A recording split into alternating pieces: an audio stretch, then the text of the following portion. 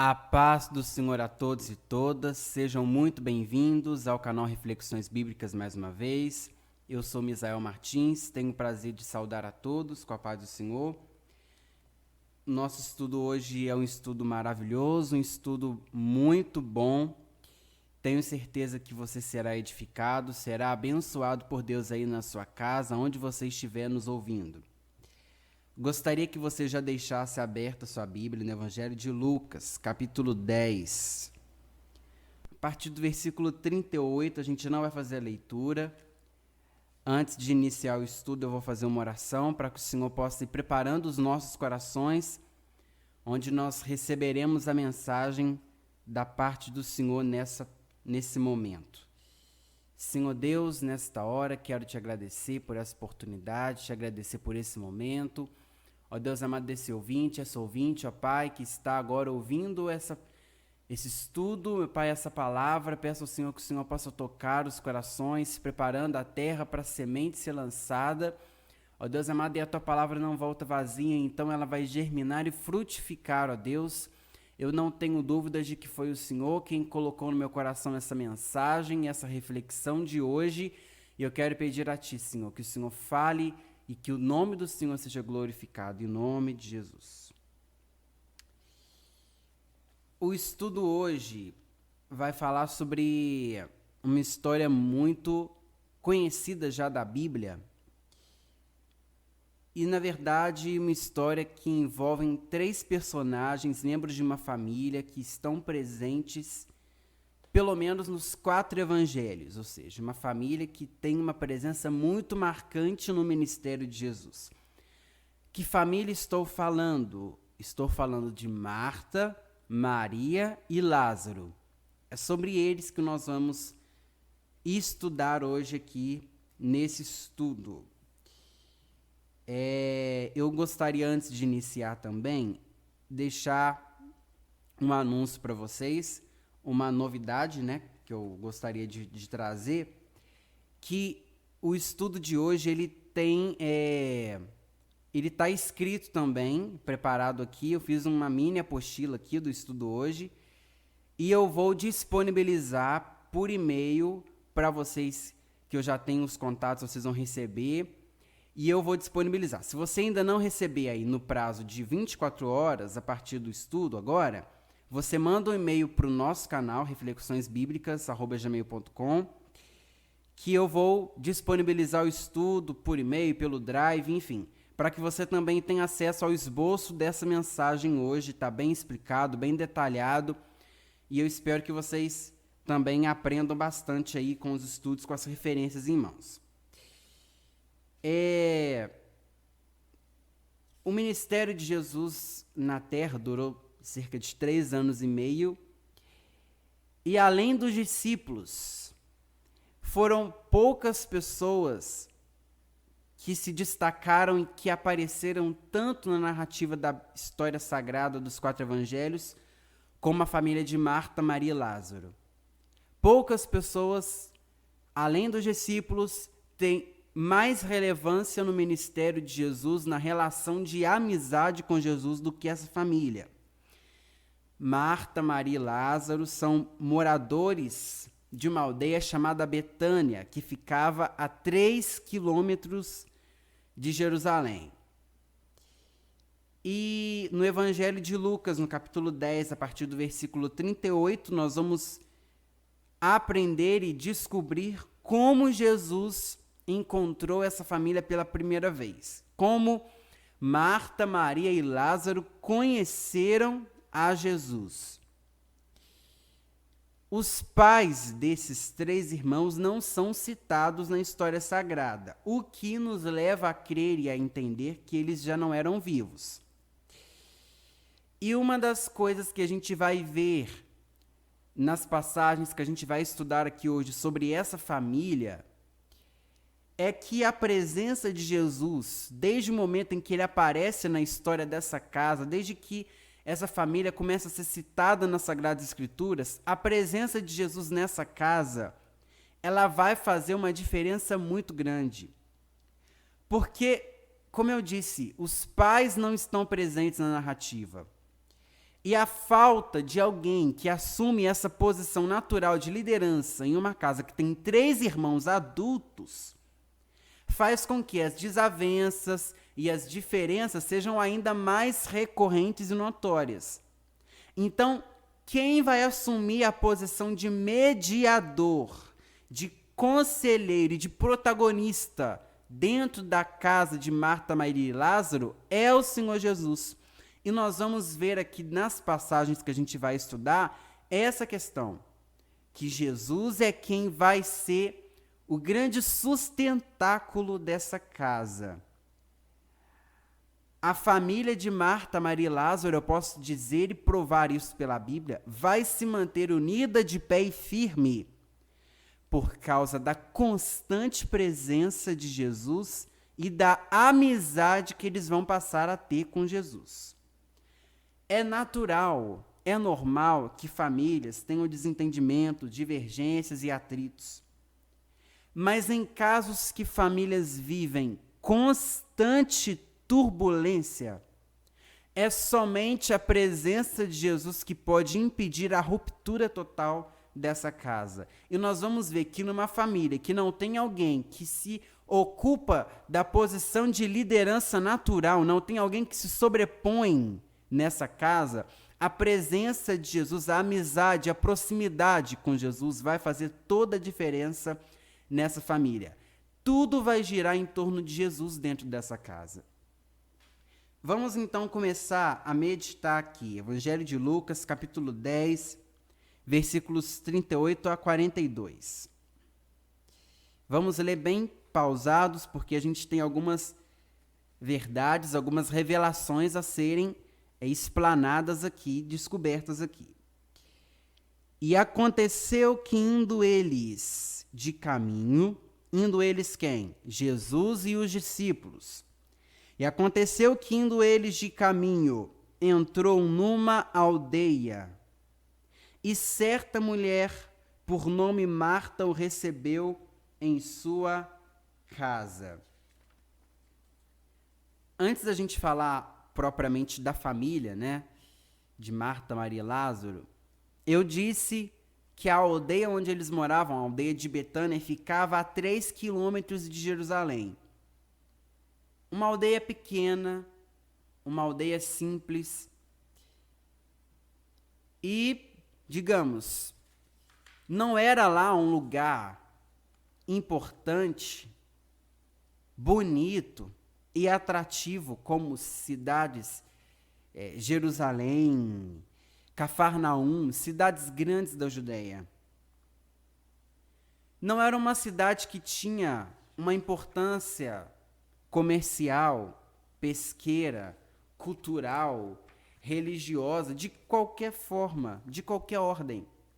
E, aliás, era uma aldeia que, sem dúvida, não passava de 200 casas. Mas, mesmo sendo um lugar, um vilarejo, um arraial daquele, a 3 quilômetros de Jerusalém, mesmo sendo um lugar assim tão isolado, tão pacato, Jesus ainda assim entrou naquela aldeia. E olha só, vamos ler com calma e com detalhe aqui. E indo eles de caminho, entrou numa aldeia. Então, primeiro, a aldeia não ficava no meio do caminho. Jesus se desvia do caminho para entrar. E segundo, é um lugar inóspito, pacato, que não atrai atenção, que não tem nada que possa dizer, vou a Betânia. Jesus entrou naquela cidade, naquela aldeia melhor. Era uma aldeia pequena, era uma aldeia pobre, era um lugar simples. Mas Jesus não olhou para uma aldeia pobre, simples e pequena. Jesus viu em Betânia uma oportunidade. E uma oportunidade de ter ali amizade, uma oportunidade de encontrar ali uma família que abriria as portas para ele, oportunidade de ter ali uma família que poderia oferecê-lo carinho, aconchego e hospedagem quando ele precisasse. Betânia ficava a 3 quilômetros de Jerusalém, mas Jesus não queria ir a Jerusalém. Jesus estava de caminho, entra em Betânia, para em Betânia. Jesus não passava em Betânia, ele entrou. E se ele entrou é porque ele tinha a intenção de ficar. E ele sabia o que estava esperando ele dentro daquela cidade. E aqui a gente tem lições importantes e muito profundas. Jesus sabe o tamanho da aldeia.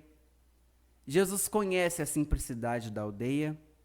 Jesus conhece a pobreza da aldeia. Uma aldeia pacata, uma aldeia sem graça. Mas Jesus vê um lugar de oportunidade. Jesus não vê como o homem. Ninguém dava nada por aquele lugar. Ninguém dava nada por aquela aldeia. Mas seria naquele lugar, naquela aldeia chamada Betânia, que aconteceria um dos maiores milagres da Bíblia Sagrada. A ressurreição de um enterrado. Algo que só aconteceria com Jesus. Só se repetiria com Jesus mais à frente. Ninguém, não aconteceu antes, não aconteceria depois. A ressurreição de alguém enterrado não aconteceu em Jerusalém, aconteceu em Betânia, na aldeia desprezada, na aldeia solitária, na aldeia que ninguém dava nada. E mais à frente, aconteceriam inclusive peregrinações para aquele lugar só para descobrir e ver de perto o milagre da ressurreição de Lázaro. Aqui tem uma palavra de Deus para você. Você pode se considerar uma aldeia. Você pode parecer Betânia. As pessoas podem te julgar pequeno, sem graça, fraco, indefeso. Mas quando Jesus olha, se Jesus vê oportunidade, ele entra e transforma a sua vida em um palco de milagres. As pessoas te assediarão querendo saber detalhes do que Deus fez na sua vida. Não importa o tamanho da aldeia, não importa a dificuldade, não importa a pequenez. Quando Jesus entra, quando Jesus muda, Betânia passa a ser atraente, Betânia passa a ter sabor, Betânia passa a receber pessoas só para ver o que aconteceu de milagre, de bom, de felicidade. Portanto, não fique triste se as pessoas não te dão valor. Jesus vai mudar a concepção das pessoas ao teu respeito. Permita que Jesus entre, que a mudança, que o reconhecimento vai vir, vai acontecer. Marta recebe Jesus em sua casa. Eu disse Marta, não disse Maria. Por que eu estou dizendo isso? Porque a gente tem uma impressão de que a Maria é sempre a mocinha e a Marta é sempre a vilã da história. Só que é uma visão um pouco equivocada, um pouco errada. Porque quem abriu as portas para Jesus entrar não foi Maria, foi Marta. Quem viu Jesus a primeira vez, quem viu Jesus passar e não... Olha só, Jesus não pediu para entrar. Jesus não disse, Marta, posso entrar na sua casa? Ou não foi como Zaqueu, né? Hoje me convém entrar na sua casa. Não! Marta decidiu, por espontânea e livre vontade, abrir as portas para Jesus, sem tê-lo conhecido, sem tê-lo visto antes, sem que ele tenha passado por ali antes, sem que ela tenha conhecido ele antes. Marta abriu as portas para Jesus, não foi Maria. Isso dá a entender que mesmo que Marta não fosse de fato a líder da casa, ela era a mais velha, era a tutora, era a que tinha a responsabilidade da casa. Ninguém poderia abrir as portas para alguém entrar na sua casa se não tivesse autoridade para fazê-lo. Marta era a mentora daquela casa. E em uma casa em que não se tem os pais presentes e não tem alguém, aliás, e quem deveria deter a autoridade espiritual não detém, não ocupa essa posição, alguém tem que, entre aspas, puxar o bonde. Alguém tem que liderar. E Marta foi aqui a coluna espiritual daquela casa. É meio engraçado dizer isso porque é uma estigmatização que a gente tem da figura dela, né? Daquela sempre atarefada e tal. Só que foi ela quem abriu as portas. Foi ela quem sentiu o desejo de receber Jesus na sua casa. Foi ela quem atraiu Jesus para sua casa. E ela não só abriu as portas, como as portas continuaram abertas para Jesus durante todo o seu ministério. Jesus vai voltar ali pelo menos 3 vezes. E ele nunca vai ser mal recebido. As portas nunca estarão fechadas, tudo porque quem abriu as portas a primeira vez foi Marta. Ela foi a coluna, ela foi a responsável de permitir que Jesus entrasse e a história daquela casa nunca mais seria a mesma. Você é coluna na sua casa, no seu trabalho, na sua família. Portanto, abra as portas para Jesus entrar. Permita que Jesus mude o que tem que ser mudado. Permita que Jesus assuma a posição de liderança que você não é capaz de assumir. Permita que Jesus entre para mediar conflitos que você já não aguenta mais. Permita Jesus entrar e resolver causas que você talvez não tenha nem capacidade para tentar resolver. Permita Jesus entrar e impedir que a sua casa desmorone de vez. Marta não era mãe, não tinha como ela fazer um papel de mãe naquela casa. Ela recebe Jesus para que Jesus ocupasse um espaço que estava vazio naquela casa, um espaço de autoridade e poder que ninguém tinha condição e maturidade para ocupar. Permita que Jesus entre e faça o que você ainda não conseguiu fazer, e mude o que você não conseguiu mudar, e resolva o que você há tempos tenta e não consegue, e fale com quem você não consegue falar, e mude quem você não consegue mudar. Deixa Jesus entrar na sua casa.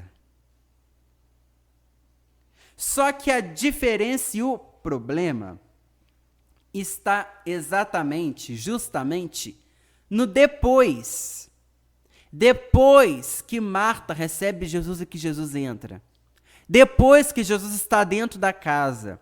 Depois que Jesus é devidamente apresentado. Depois que os discípulos são apresentados. Depois que todos chegam, se acomodam, se assentam, recebem lá os primeiros cuidados, né? Lavam os pés, tomam lá uma água.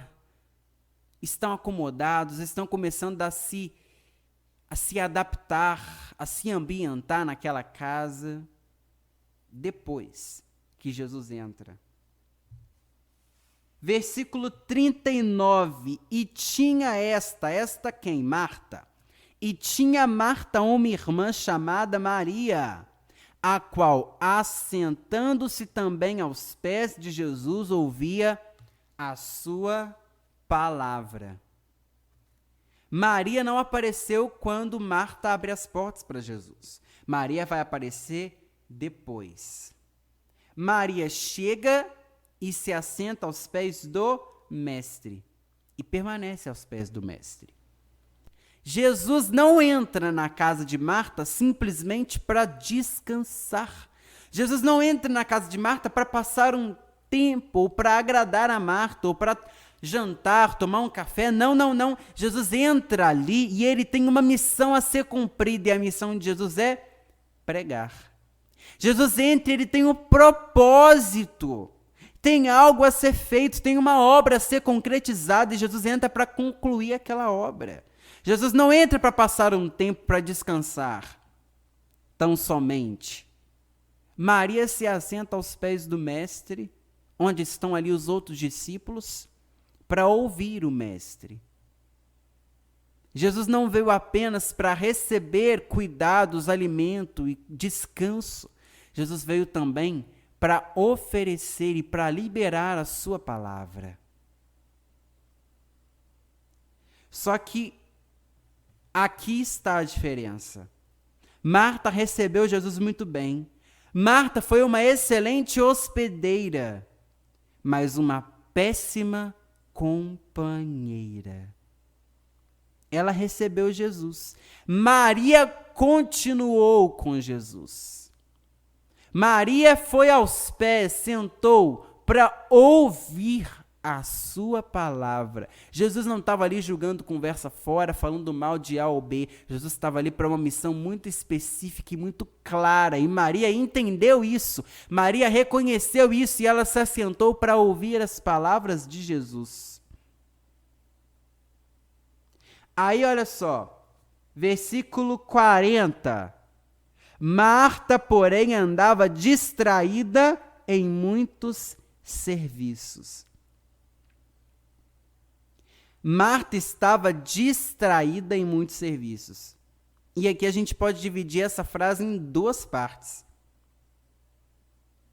Primeiro, Marta estava distraída.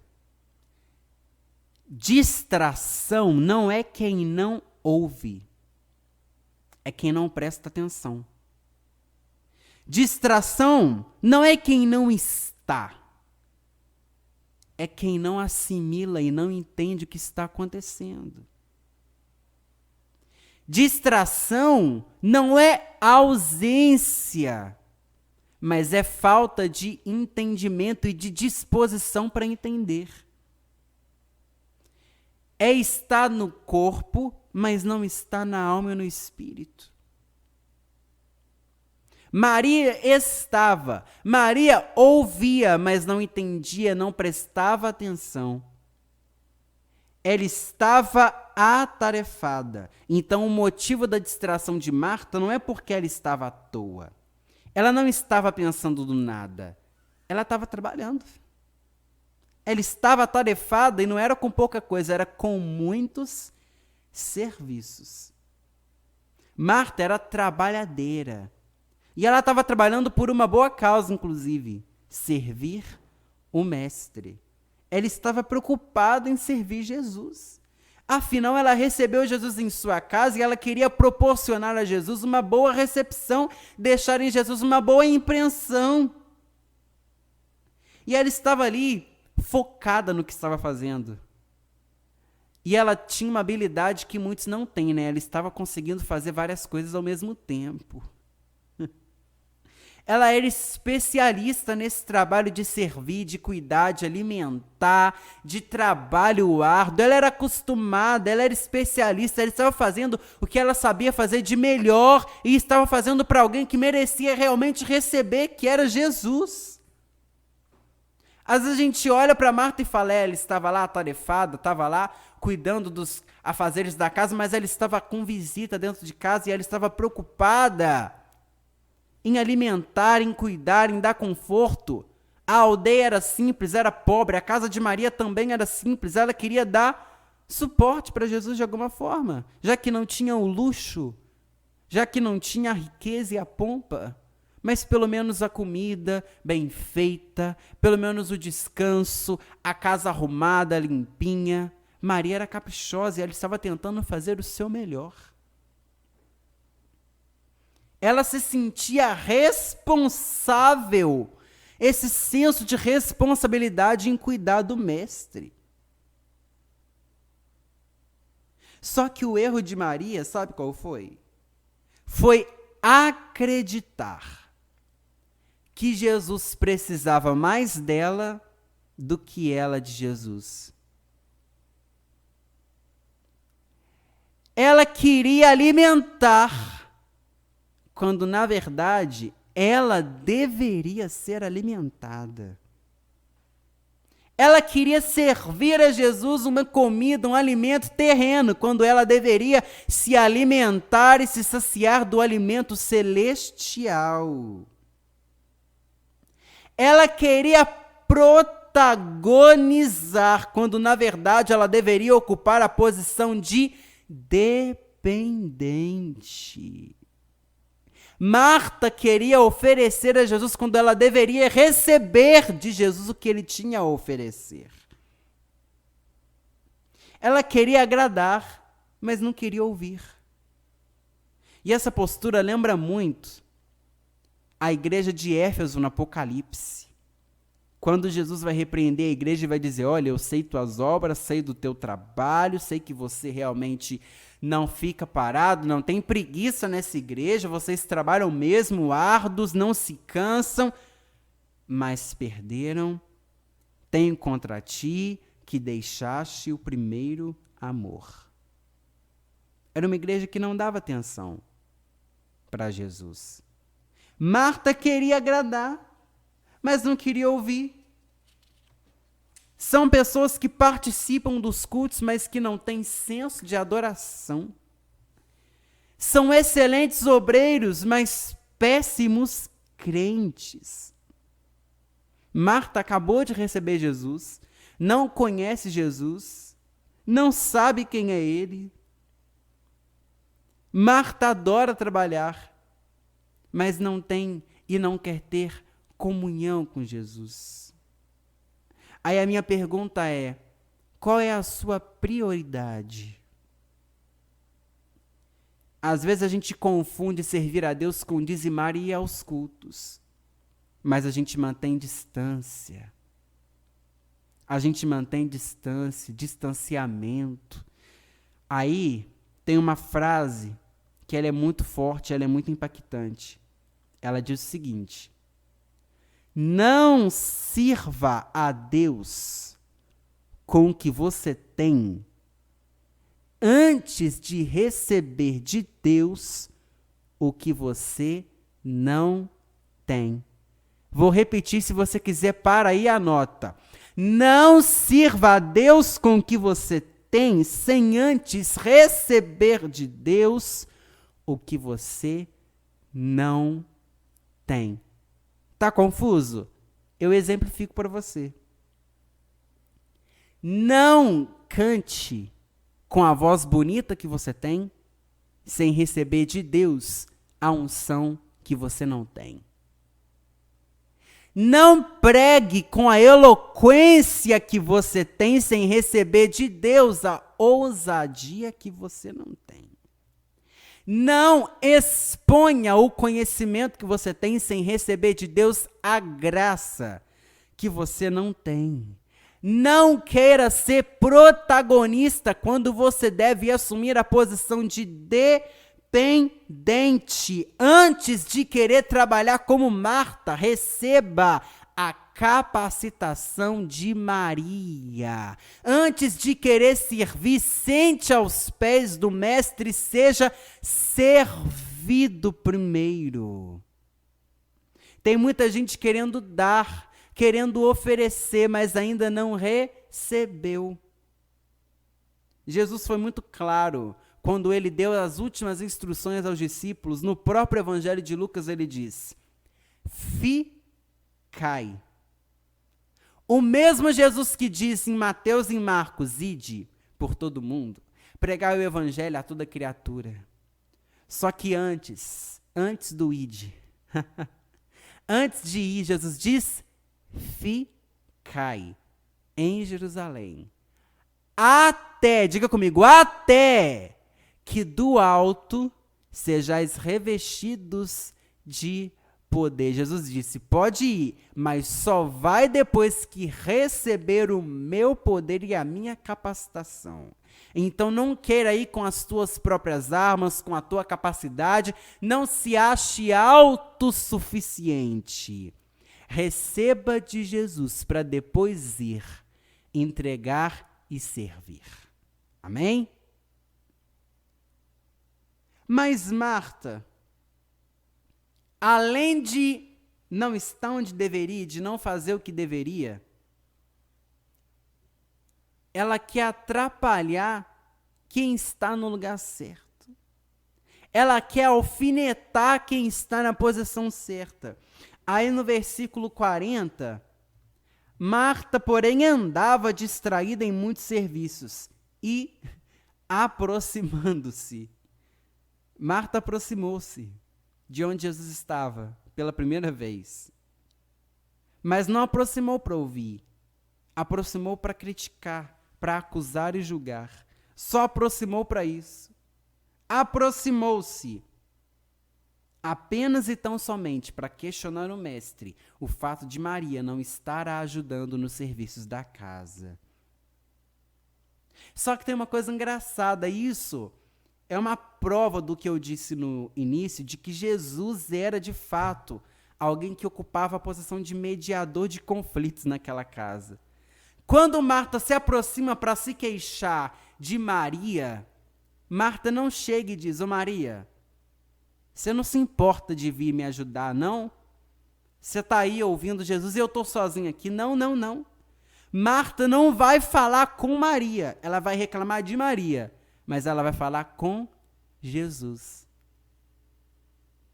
Ela vai chegar e dizer: mestre, não te importas de que minha irmã me deixe servir só? Diz-lhe, pois, que me ajude. Marta vai se queixar de Maria com Jesus. O ataque é para Maria, mas quem recebe é Jesus. Quem ouve é Jesus. E o mais lindo de tudo, quem responde é Jesus. Agora isso aqui é só para quem é crente Maria. Aguenta a crítica, aguenta o ataque, aguenta a calúnia, porque quem vai responder é Jesus. Quem pensa que toca em você está direcionando o ataque contra Jesus. Quem acha que está apontando o arco contra você, está apontando contra Jesus, porque você é menina dos olhos dele. Então os ataques que deveriam ser direcionados a você, Jesus entra na tua frente, é o teu escudo, responde por você e você se cale. Não retruque, você não vê Maria respondendo Marta, você não vê Maria discutindo com Marta, só ouça. Quem está sentado aos pés de Jesus entende e compreende que não precisa perder tempo respondendo indiretas. Jesus responde e justifica a tua causa. Aí Jesus vai responder Marta. Como eu disse, Jesus é um mediador perfeito. Marta chega toda brava e irada, dizendo: não te importas que Maria fique aí e não me ajude? Jesus responde dizendo: Marta, Marta. Jesus não vai pôr mais lenha na fogueira. Jesus vai ser a água para apagar o fogo. Marta, Marta, é um tom de conselho, não é um tom de crítica. Jesus não está julgando, não está brigando, Jesus está conversando. Jesus diminui o tom. Marta, Marta, estás ansiosa e afadigada. Quando vai ser descrito que Marta estava lá, né, distraída e atarefada, né? Distraída e ocupada com os afazeres da casa. Aqui Jesus não vai falar o que Marta está fazendo. Jesus não vai falar: você está distraída e ocupada. Jesus vai dar para Marta o resultado da posição que ela se encontra. Marta, eu sei que você está trabalhando, eu sei que você quer me servir, eu sei que você quer fazer o melhor para mim, eu sei que você está se usando das melhores ferramentas e das suas melhores habilidades para me servir. Mas o resultado de quem quer servir a Cristo sem antes receber dele a porção é ansiedade e fadiga. Jesus apresenta para Marta o resultado de tentar trabalhar, de tentar correr em vão. Ansiedade e fadiga. O resultado de quem quer tentar ser autossuficiente, de quem não quer depender da ajuda de Jesus. Aí Jesus conclui dizendo: Maria escolheu a boa parte. Portanto, Jesus ele está dizendo para Marta: olha, eu sei, você quer me servir, é importante, mas a prioridade, acima de servir a comida terrena, é ser servido da comida celestial. Me lembra a história da mulher samaritana junto ao poço de Jacó. Jesus chega e diz: dai-me de beber. ela vem com várias ladainhas. Tu, sendo judeu, me pede água. Na verdade, quem precisava tomar da água era ela, não era Jesus. E quem acaba recebendo a porção, quem acaba sendo saciada ali é ela. Quem acaba sendo resgatada é ela. Quem acaba reconciliando é ela. Quem acaba consertando é ela. Quem acaba ganhando é ela. Portanto, eu vou repetir a frase autoral, por sinal, que eu disse antes. Não sirva a Deus com o que você tem, sem antes receber de Deus o que você não tem. Amém? Agora, nós vamos para um segundo episódio do nosso estudo. O nosso estudo está dividido em 3 capítulos. A gente concluiu o primeiro, focado em Marta. O segundo episódio nós vamos falar focado em Maria e no terceiro a gente termina o estudo falando de Lázaro. Talvez até agora você não tenha entendido o título do estudo, mas calma, se você ficar até o final, você vai conseguir entender tudinho. Vai comigo agora lá para João capítulo 12. Segundo episódio do nosso estudo, Maria unge Jesus. João capítulo 12. Eu estou focando na relação da família e destacando aqui as diferenças e as peculiaridades de cada um dos membros, Marta, Maria e Lázaro, em relação à presença de Jesus naquela casa. Jesus vai retornar àquela aldeia.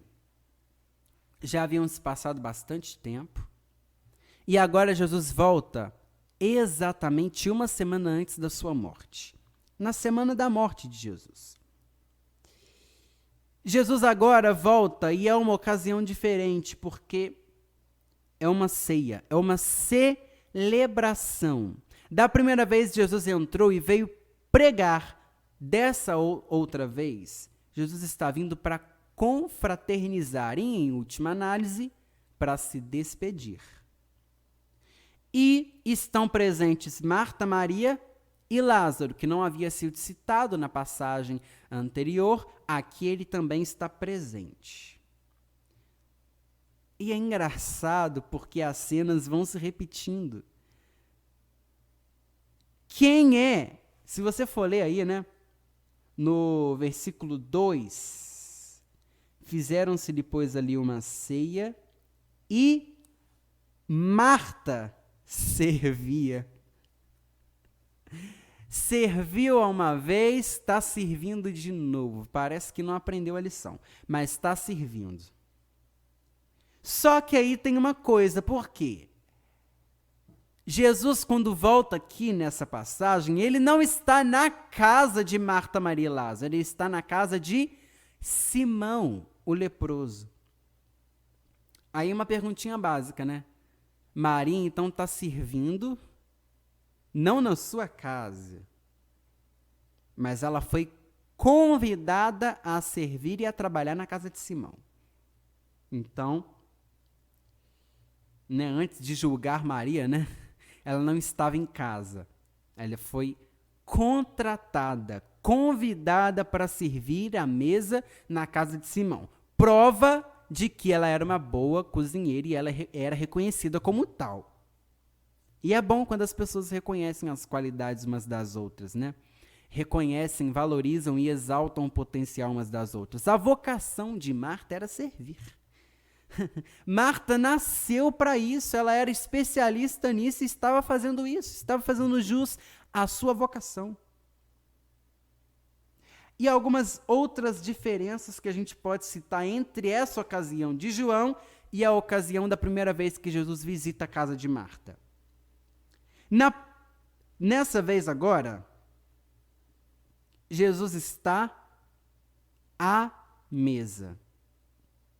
Da primeira vez ele estava pregando, agora ele está em confraternização. O Lázaro não tinha aparecido na primeira ocasião e está aqui presente. Maria não está servindo. Maria também não está na mesa. e também não está aos pés do mestre. Até porque tem um detalhe que eu mencionei muito rapidamente, eu gostaria de destacar agora com mais ênfase. Quando lá, na primeira vez, em Lucas 10, diz que Maria se assentou aos pés do mestre, diz que Maria se assentou também aos pés do mestre. Isso nos leva a imaginar e a acreditar que Maria não era a única que estava sentada aos pés do mestre ouvindo a pregação. Além dos discípulos, poderiam haver ali outras pessoas. Mas Maria não estava sozinha quando Jesus entra na casa de Marta a primeira vez. Nessa segunda vez, não tem ninguém aos pés de Jesus. As pessoas estão sentadas à mesa. Não estão aos pés de Jesus, estão ao redor da mesa. Não é uma pregação, é uma confraternização. Não tinha ninguém aos pés, mas à mesa. Aí, onde Maria entra na história, né? Maria, todo mundo conhece essa passagem. Ela toma um vaso de unguento, nardo puro. E de quem era aquele unguento? Caríssimo, preciosíssimo. Só poderia ser dela, porque ninguém jamais permitiria que ela fizesse com o unguento que ela fez. E aquele unguento, aquele nardo, especialistas e estudiosos dizem que o preço dele é o equivalente ao salário de um trabalhador comum daquela época durante 1 ano. Então, digamos, Maria juntou 1 ano, dinheiro e economias para adquirir aquele unguento, pelo menos. Ela pega aquele vaso de unguento e Maria, ela não se contenta em só assistir o jantar. Ela não está na casa dela, não. Ela deveria ser mais comportada. Porque ela não está em casa. Ela está na casa de Simão. Está em outra casa. É festa. A Bíblia diz que muitos judeus estavam naquela festa porque também era um misto, né, de confraternização pela ressurreição de Lázaro. Então estava tendo uma ceia ali. Além da despedida do próprio Jesus, muitos judeus haviam vindo não só por causa de Jesus, mas também para ver Lázaro, para conferir o milagre na vida de Lázaro. Só que Maria não se contenta em ficar como coadjuvante assistindo o jantar, sendo que nem na mesa ela está. Nem convidada para sentar na mesa ela foi. Ela quer algo mais. E é aquilo. Quem um dia já esteve aos pés do mestre? Quem sabe o que é ter intimidade com o mestre? Não se contenta em depois recair e voltar à posição de Marta ou de Lázaro. Quem sabe o que é estar aos pés do mestre não se contenta em só assentar à mesa.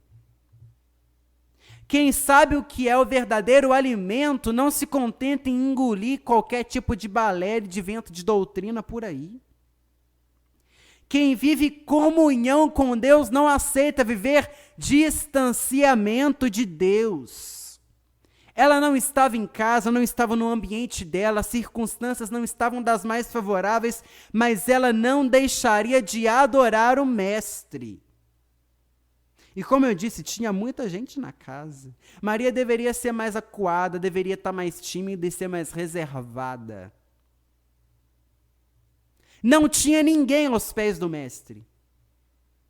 Ele estava sentado na mesa.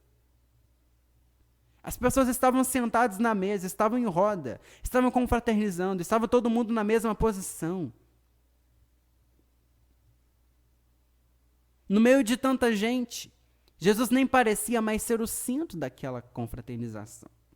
Muita gente, como eu disse, havia vindo só para ver Lázaro. Então estava tudo muito desfocado.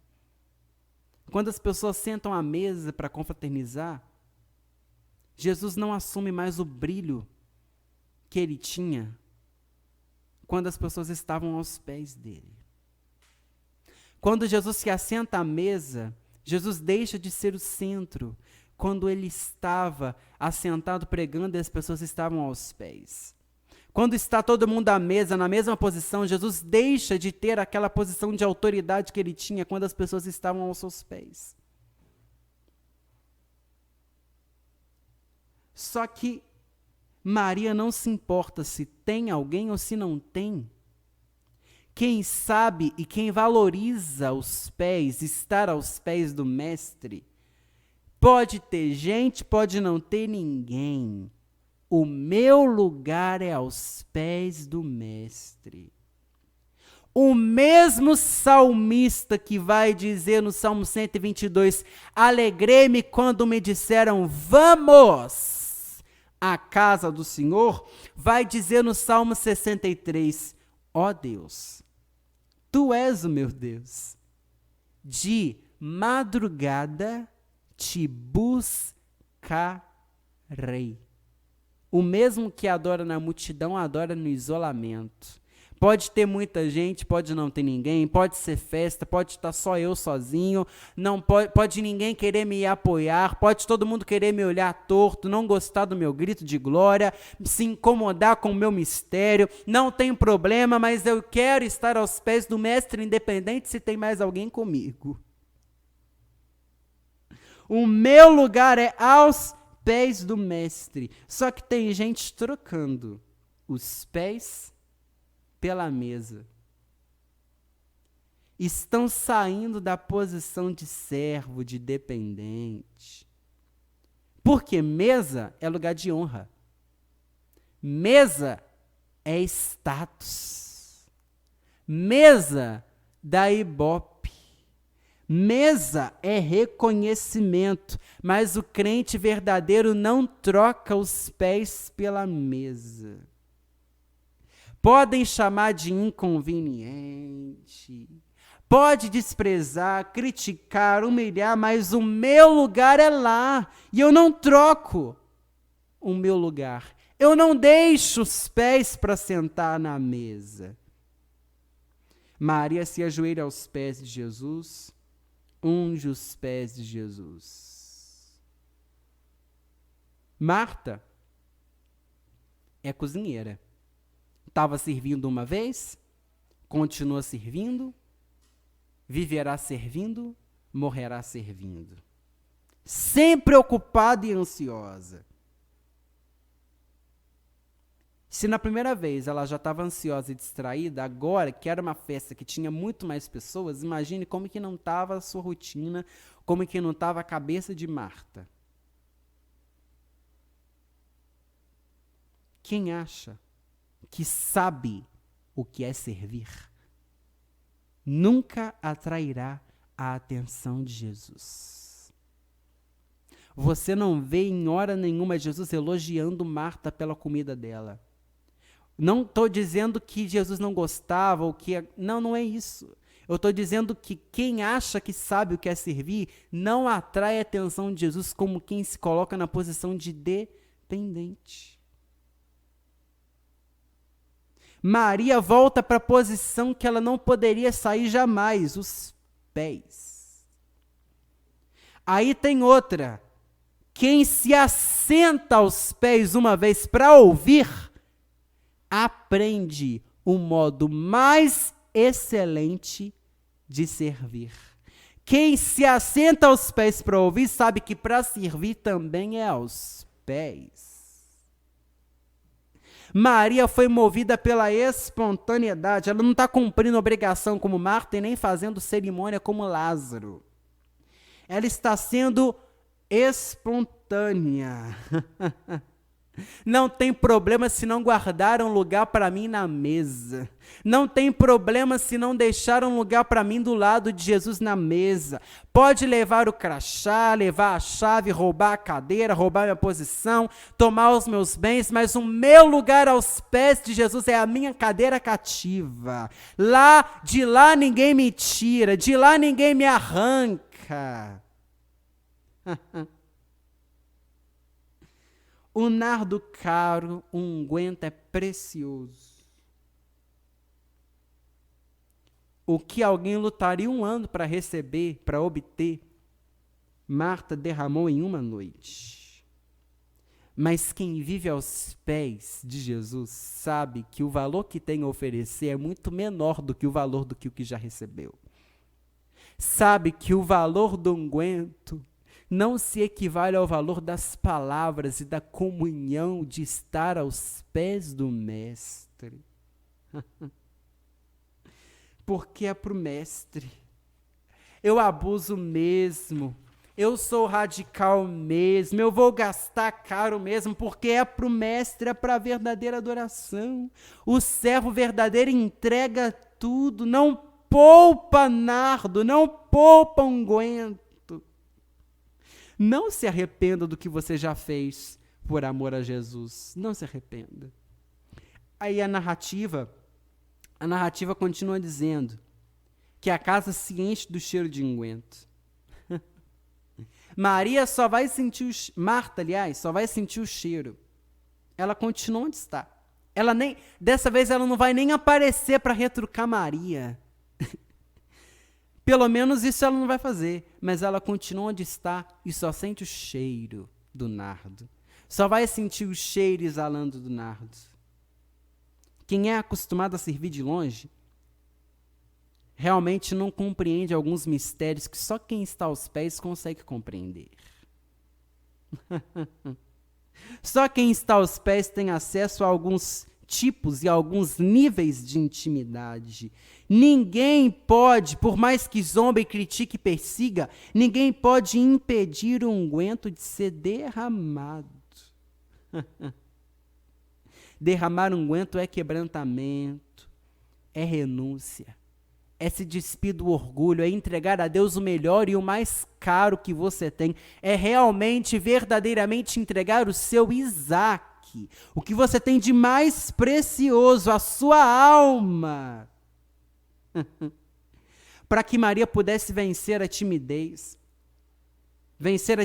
que a multidão impõe, vencer a vergonha, o medo de ser julgada, de ser condenada pelos outros, de pensar no que os outros vão pensar, para que ela se achegasse aos pés de Jesus, enquanto todo mundo brigava por um lugar na mesa, os pés de Jesus estavam lá vazios. Os pés de Jesus estavam lá e não tinha ninguém. Deixam brigar, pode discutir por cargo, por posição, por status, porque eu não me preocupo com isso, meu lugar é os pés. Você não vê fila para entrar num círculo de oração. Você não vê briga para encontrar um lugar no culto de doutrina, porque os pés não é para qualquer um. Não é todo mundo quer a mesa. Mas para sentar aos pés tem que ter ousadia de romper a multidão. E mesmo que seja sozinho, só eu não vou abandonar o meu lugar. A minha verdadeira cadeira cativa é aos pés do meu Salvador.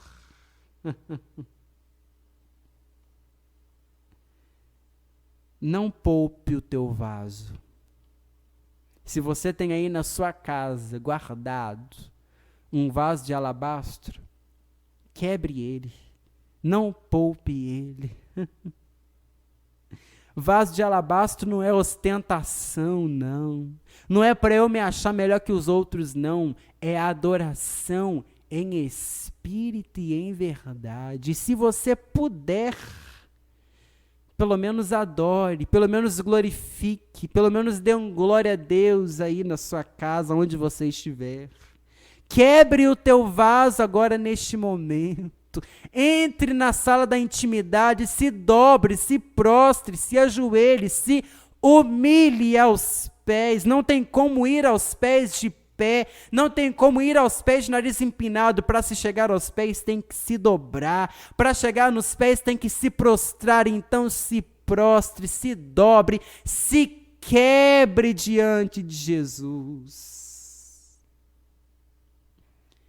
E é interessante porque quem sabe o que está aos pés é capaz de suportar o mesmo tipo de prova, é capaz de passar de novo a mesma luta.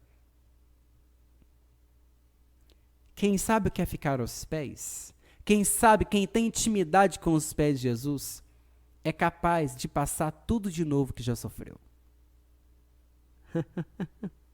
Maria vai ser criticada de novo. Maria vai ser menosprezada de novo. Maria vai ser humilhada de novo. Mas, de novo, quem vai responder por Maria é Jesus. Quem vai falar vai ser Jesus. Eu disse e repito aqui, quem está aos pés não tem tempo de ficar respondendo indireta de gente insatisfeita, não. Quem está aos pés não tem tempo, não perde tempo com Mical zombateira, não. Quem está aos pés não perde tempo de querer ficar respondendo crítica, se justificando do que faz, do que deixa de fazer, não. Quem está aos pés só se preocupa em agradar a Deus. Pedro disse diante do Sinédrio, mais importa agradar ao Deus que aos homens. Pode me prender, me perseguir, até me matar, mas o meu unguento será derramado. E se tem alguém que vai responder por mim, esse alguém não sou eu, é Jesus. Portanto, priorize a vontade de Jesus. Quebre o teu vaso diante de Jesus, ainda que seja só você. Não poupe o nardo, não poupe o vaso. Quem sabe o que está aos pés de Jesus, aprende o modo mais excelente de servir a Jesus. Agora, vem comigo, Evangelho de João, só volta aí um pouquinho no capítulo 11. Vamos para o terceiro e último episódio de hoje, capítulo dessa história. Falta destacar o terceiro componente da família, que é Lázaro.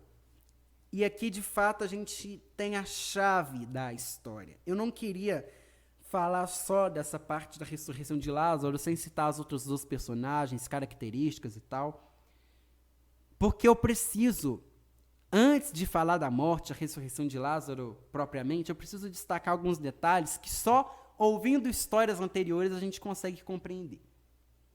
Lázaro, naturalmente, o único homem da casa. O único irmão dentro da casa, diante das duas irmãs. O que é que se esperava? Como único homem da casa, esperava que ele fosse o líder. Talvez ele até fosse o provedor da casa, mas definitivamente ele não era o líder. E não dá para confundir as duas coisas. Uma coisa é sustentar a casa financeiramente. Outra coisa é ser líder, companheiro, conselheiro, mediador. Lázaro até poderia ser o trabalhador que sustentava a casa, mas a posição de liderança ele se negou a ocupar. E como eu disse, tudo que eu estou falando aqui, eu vou ter uma prova para te falar isso. Eu não estou tirando da minha cabeça. Eu vou te desafiar agora. Se você quiser, você pausa o estudo e procure aí para mim. Procure em qualquer lugar, em qualquer das duas passagens que a gente leu,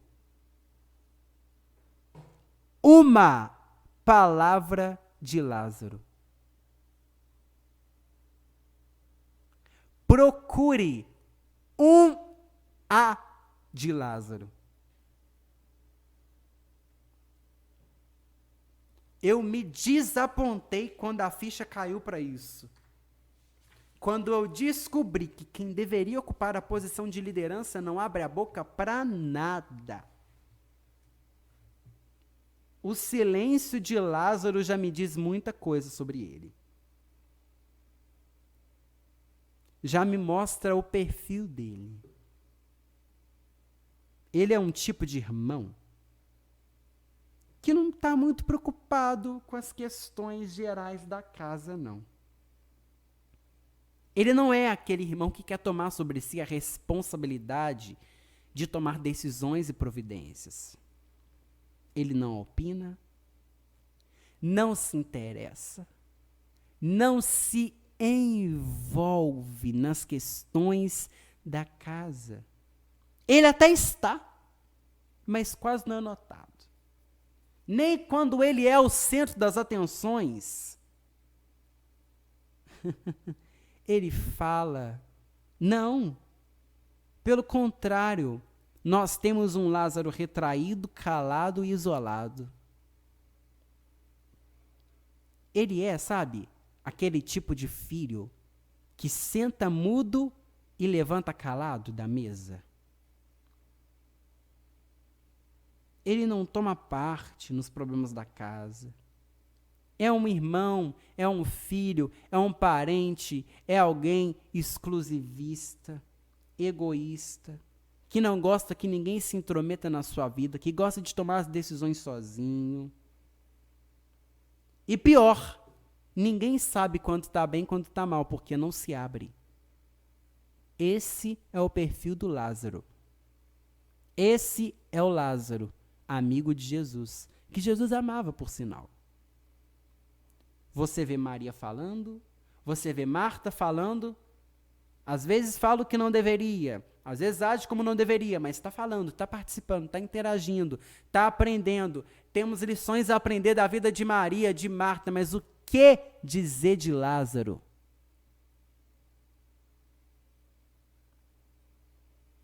A pior crise da família de Marta, Maria e Lázaro vai acontecer e vai vir do lado mais improvável. O maior drama da família virá do lado que ninguém esperava. Lázaro. Lázaro fica enfermo. Eu não aceito crer que Marta e Maria levaram muito tempo para buscar Jesus, para chamar Jesus. Porque elas não tinham dinheiro nem recursos para buscar médico, para buscar outra saída, não. E elas conheciam já Jesus, conheciam o poder de Jesus. Por que esperar? Lázaro fica enfermo, logo elas mandam chamar Jesus aonde ele estava.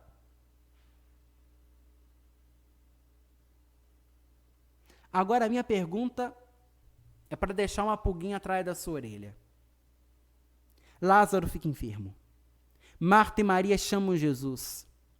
Jesus vai chegar depois de 4 dias. Lázaro morre. Aí a minha pergunta é: que tipo de doença era aquela de Lázaro para ele ter morrido assim tão repentinamente? Que doença poderia ser aquela que matou Lázaro em menos de 1 semana?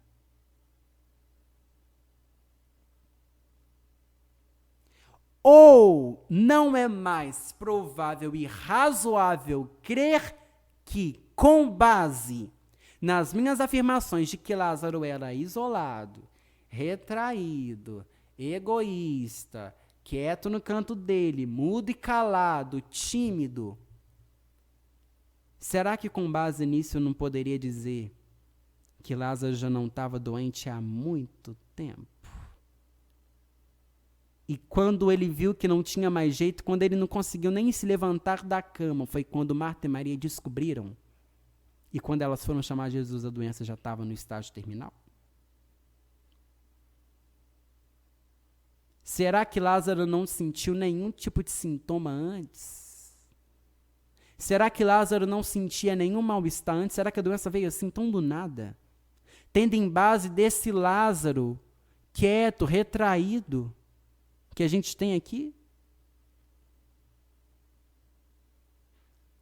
Filhos, não caem nos vícios da noite para o dia. Infidelidade conjugal não acontece da noite para o dia. Crente não se desvia da noite para o dia. Há um processo. E muitas vezes, a falta de comunicação, de união e até mesmo de tempo, não nos deixa, não nos permite olhar para o lado e enxergar que o Lázaro dentro da nossa casa está morrendo aos poucos.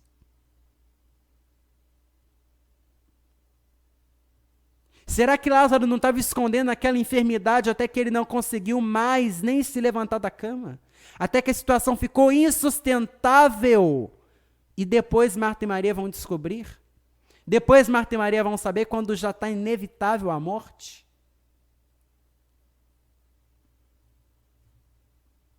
Será que você poderia romper o silêncio, a barreira, o isolamento, o distanciamento, a frieza desse relacionamento? Entrar no quarto do teu Lázaro e conferir se realmente está tudo bem?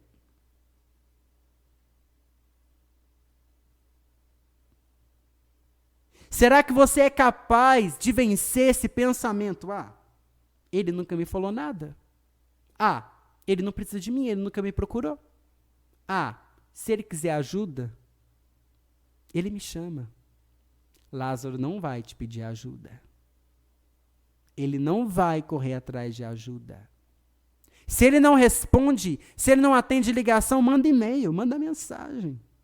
Mas corre atrás do seu Lázaro enquanto ainda são apenas sintomas. Não retribua a Lázaro a indiferença que ele demonstra ter com você. Eu vou repetir, não devolva a Lázaro a indiferença que ele demonstra ter com você. Não pague na mesma moeda.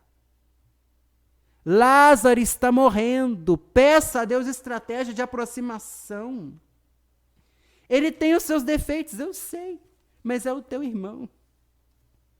Eu sei que quando ele fica nervoso, ele te fere com palavras, mas é o Lázaro da sua casa. Eu sei que ela te maltrata, mas é o Lázaro da sua casa, é o teu sangue. Muitos pais ignoram os pequenos sinais de alerta dados por seus filhos. Acha que é chilique, quando na verdade é uma depressão profunda. Pegam tudo que eles fazem, dizem e pensam, põem num saco, rotulam e dizem, é rebeldia. Mas tem coisa que é sinal de alerta para você. Não olhe só para o teu lado. Não compreenda só o teu lado. Perceba, Lázaro está doente, ele só não quer falar. Ele só não quer se entregar. Ele precisa da tua atenção. Mesmo que Lázaro fosse realmente o homem da casa, homens também sofrem com isolamento e depressão.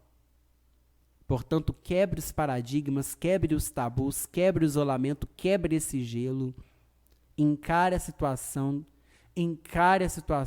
vai no quarto do teu Lázaro, aguenta a má resposta, mas procure saber se está tudo bem. Porque quando ele morrer, quando já estiver nos últimos momentos, quando a queda foi inevitável, só Jesus para ressuscitar e trazer de volta. Lázaro morre. Jesus não vai chegar de imediato. Jesus vai esperar propositalmente que Lázaro morra.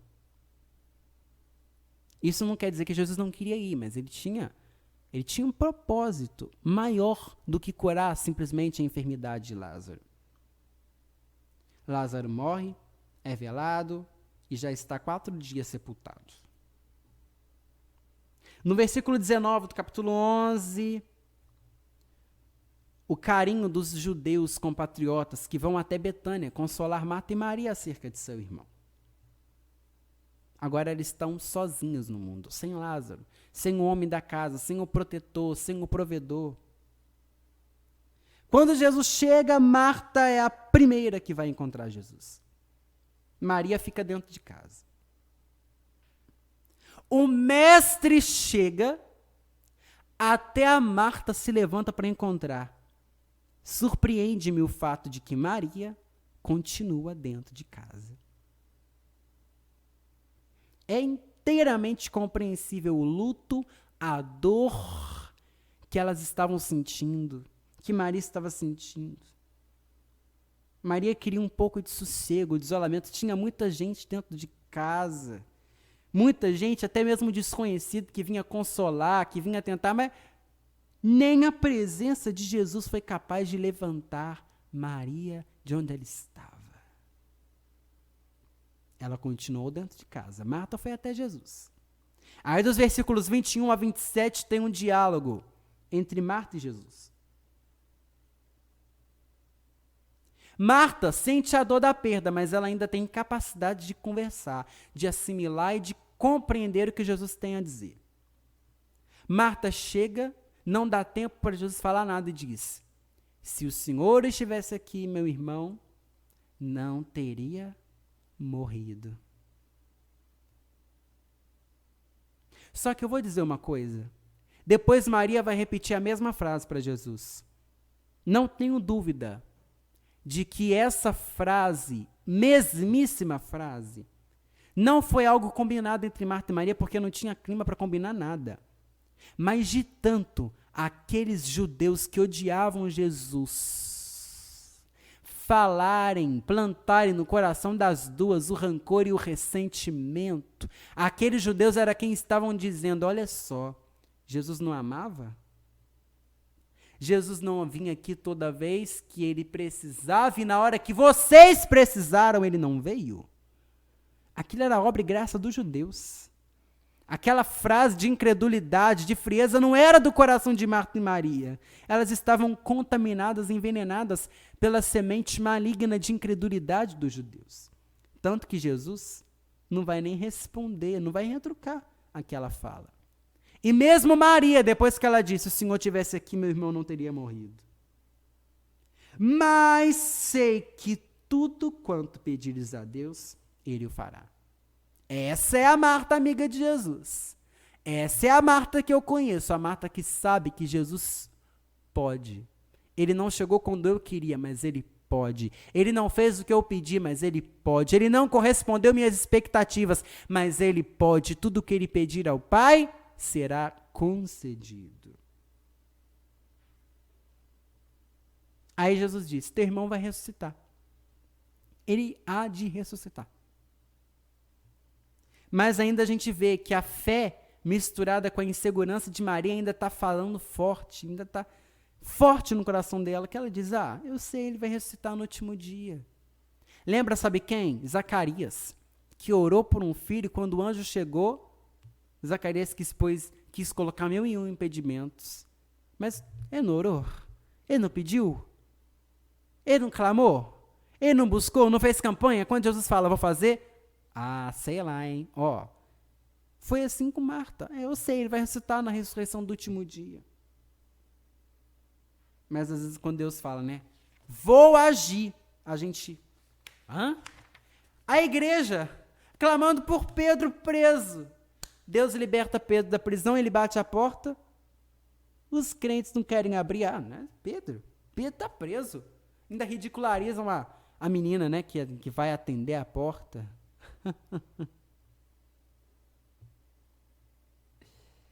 Aí, Jesus conversa com Marta.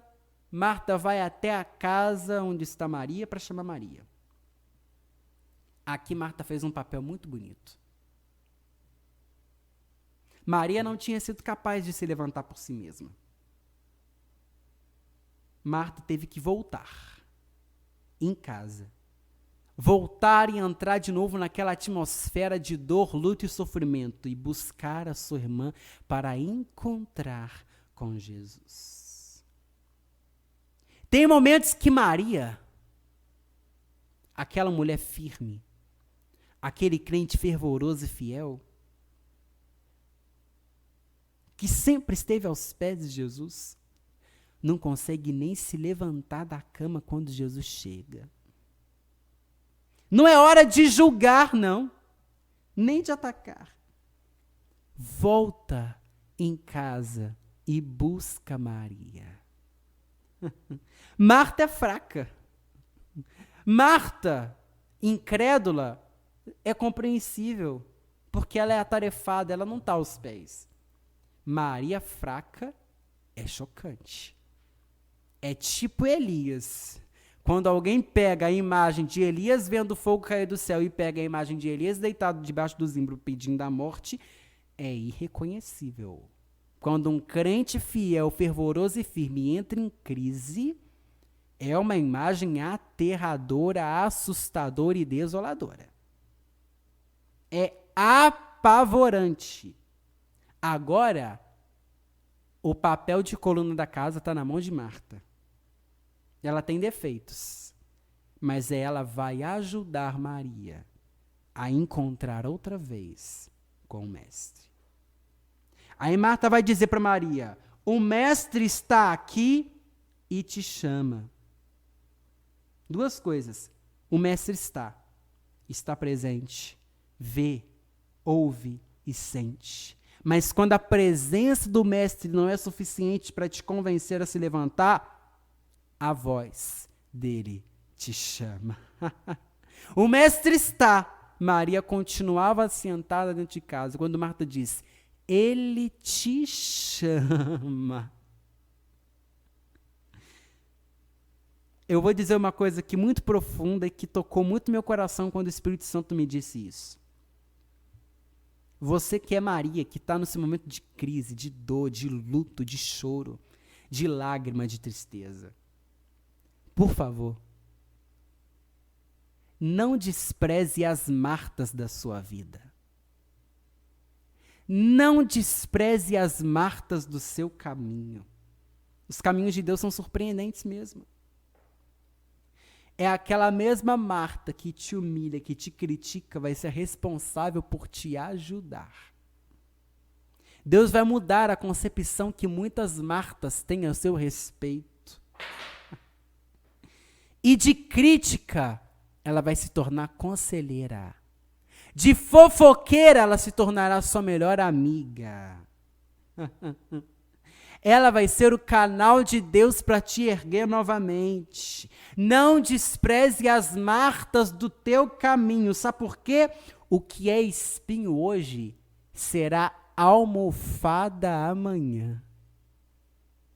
O que é pedra de tropeço hoje será coluna amanhã. O mesmo sacerdote Eli, que humilhou Ana e disse, aparta-te desse vinho, foi o mesmo quem disse, vai e o Senhor conceda a tua petição. Não despreze as Martas do teu caminho, porque o que é espinho hoje será almofada amanhã. Maria chega onde Jesus está. Quando Marta chega, ela chega, briga, critica. Não, Jesus tinha que estar aqui. O Senhor não é possível. Maria chega. A Bíblia diz que quando ela vê Jesus, é lindo, é emocionante ouvir isso, ler isso.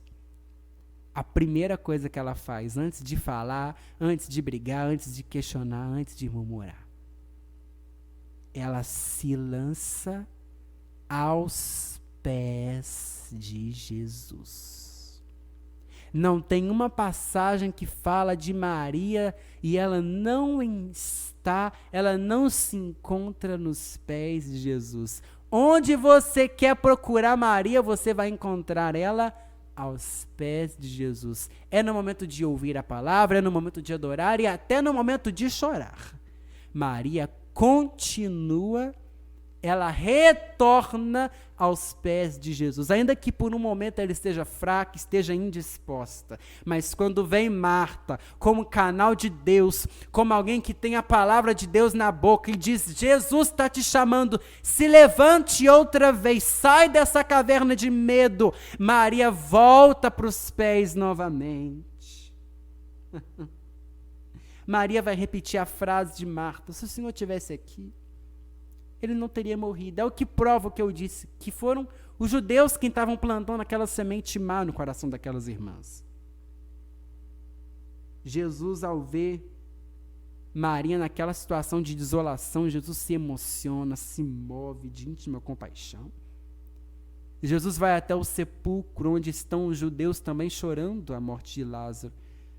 E eu não sei nem como explicar esse versículo 35. Jesus chorou. Eu não tenho nem o que dizer desse versículo. O meu lugar é aos pés de Jesus. Eu posso estar orando, falando em línguas, pulando, sapateando, cantando, ou só gemendo. Eu posso estar alegre, contente, cheio de coisa para falar, feliz da vida, ou eu posso orar em silêncio, sem nem ter palavras direito para orar, só lágrima, choro, gemido, sussurro. O meu lugar é aos pés. Para alegrar ou para chorar, eu não saio dos pés de Jesus. No momento de alegria ou no momento do luto, o meu lugar continua sendo os pés de Jesus. Aí no versículo 37, nós ouvimos as vozes dos judeus. Uns olharam para Jesus chorando, dizendo: olha, ele amava muito a Lázaro. Outros, com ódio de Jesus, diziam: ah lá, agora está arrependido, porque não veio quando deveria ter vindo, não apareceu quando deveria ter aparecido. O sepulcro de Lázaro era uma caverna e tinha uma pedra à sua frente. E aqui eu chego exatamente no imbróglio que o título da mensagem deve ter criado na sua cabeça. Jesus diz algo impressionante: tirai a pedra. Jesus queria ver ali um ato de fé. Jesus não precisava daquilo. Jesus não precisava que a pedra fosse removida, mas ele pediu. Jesus queria a colaboração daqueles homens, daquela família, para agir naquela causa. Jesus não quer espectadores, Jesus quer participantes. Jesus não quer espectadores, assistentes, Jesus quer colaboradores de milagre. Jesus não quer você como contador, Jesus te quer como partícipe. Jesus não te quer só como testemunha, só como alguém que assiste de longe. Jesus te quer você com a mão na massa. Jesus quer que você também entre nessa atmosfera de milagre, de restauração. Remova a pedra. E qual foi a justificativa de Marta ao se recusar a remover a pedra? Marta não disse: Jesus, a pedra é pesada. O problema não era a pedra. O problema de Marta era o seguinte: olha, Lázaro morreu, está enterrado há 4 dias, vai remover a pedra, vai cheirar mal, já cheira mal.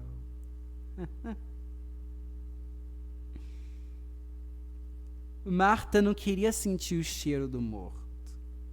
Ele já estava em estágio avançado de decomposição. E o odor, evidentemente, não era nada agradável. O cheiro de um morto em decomposição, ainda mais um ser humano, é terrível, é arrepiador. Aí Jesus disse: se creres, verás a glória de Deus.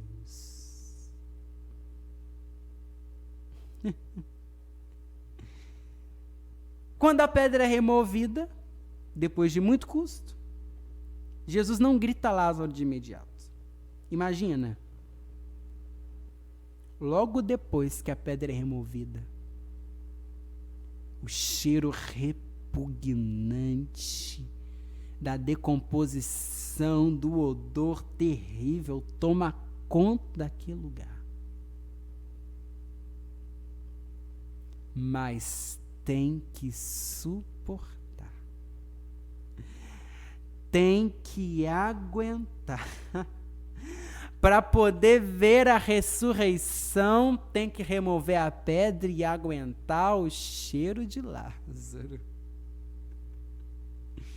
Remover a pedra é remover a indiferença, é quebrar o muro da separação na tua casa. é liberar o perdão para quem tem que ser liberado.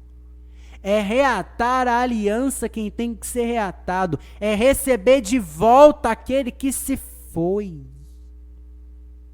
Remover a pedra, quebrar o muro de concreto que se fez, que te impede de falar, de conversar, de ter contato, de ter alegria, de sentar à mesa juntos para almoçar. Remove a pedra hoje. A pedra da indiferença, do isolacionismo.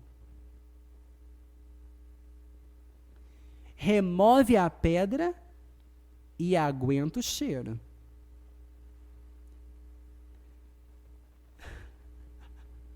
Não separa, não.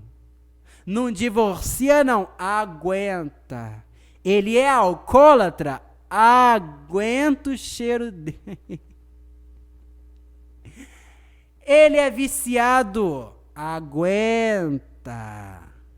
Mas ela tem vida, faz vida, aguenta o cheiro dele. Mas eu tenho que aceitar esse passado podre dele? Tem que aguentar. Mas eu tenho que conviver com esse lamaçal de pecado que ele vive? Aguenta. Tem que suportar o cheiro que vem depois que abre a pedra. Não faz cara de nojo quando ela sentar e te confessar tudo que ela já fez na vida. Não faz cara de nojo, de repugnação e de reprovação quando ele sentar e te contar o que ele fez. Aguenta o cheiro. Para ter ressurreição tem que suportar primeiro o cheiro do morto.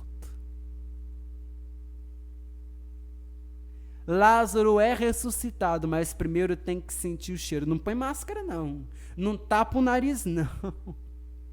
Convive, suporta, conforma, aceita a diferença.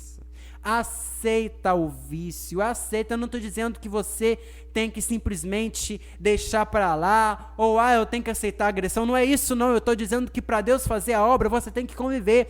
Deus não vai ressuscitar Lázaro se a pedra não for removida e se o cheiro não vier para fora. Jesus ressuscita. Lázaro sai para fora. Jesus diz: desatai-o e deixai-o ir. Jesus ressuscita Lázaro. O principal ele já fez. Mas Lázaro está todo enfaixado, todo mumificado. Precisava de ajuda para se alimentar, para tirar aquelas faixas todas, para se vestir. O teu trabalho não acaba no milagre. Depois do milagre, tem que desatar, tem que alimentar, tem que cuidar, tem que dar carinho. Jesus vai libertar o teu marido, mas você vai ter que ajudar ele a desatar faixa por faixa. Jesus vai ressuscitar o teu filho, mas você vai ter que desatar ele faixa por faixa. Você vai ter que ajudar ele nas dificuldades dele, você vai ter que sentar para ler a Bíblia com ele, vai dobrar o joelho para orar com ele. O teu trabalho, a tua responsabilidade não acaba com um milagre. E quando Jesus disse, deixai-o ir, seja como Ana, que entregou Samuel, deixa-o ir. Deixa ele ir, não detenha ele não. Entrega para a obra. Faça hoje um voto com Deus, de que se Deus salvar o teu marido, você vai entregar. E outra coisa, não fique depois reclamando se ele for chegar meia-noite em casa porque estava na igreja. Só faça isso, só entregue a Deus se você estiver disposta a aceitar o teu filho passar todo um fim de semana evangelizando, na vigília, na consagração, na escola dominical, na festa. Você vai ter que aceitar o dia que você estiver fazendo almoço e ele não vier almoçar porque ele está jejuando. Desatai-o e deixai-o ir. Daí o título da mensagem, né? Um título até um pouco enigmático. Aguenta o cheiro dele. O cheiro vai sair. Você vai ter que conviver com o passado, com a podridão, com as dificuldades, com os vícios, com as fraquezas dele, com os defeitos dele, dela. Você vai ter que aceitar tudo isso. É carne da sua carne, é osso do seu osso, é sangue do seu sangue.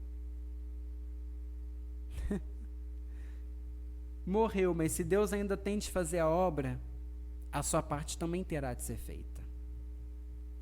Deixe que Deus entre na sua casa e nada será da mesma forma. Ainda que Lázaro morra, quem tem contato, quem tem intimidade, quem vive aos pés de Jesus, não se desespera, não se descabela, sabe que se crê, vê a glória de Deus. Amém? Hoje o estudo foi um pouco mais longo, mas espero que o Espírito Santo tenha tocado no seu coração. Quero reforçar, você que gostaria de ter esse estudo escrito, digitado, eu tenho ele, o esboço aqui, bem explicado, bem detalhado. Se você quiser, eu posso enviar para você. Mande para mim um e-mail no reflexõesbiblicascanal@gmail.com solicitando o envio. E eu tenho certeza que o Senhor tocará e abençoará a sua vida grandemente através dessa mensagem. Senhor Deus, te agradeço por esse momento, por essa oportunidade, peço a Ti, ó Deus, glorifica o Teu nome, continue trabalhando, visitando cada casa, cada lar, cada família. Glorifica o Teu nome em nossas vidas, ó Pai. Proteja-nos e abençoa-nos a cada dia, em nome de Jesus. Que Deus abençoe a todos vocês e até uma próxima oportunidade, se assim o Senhor nos permitir.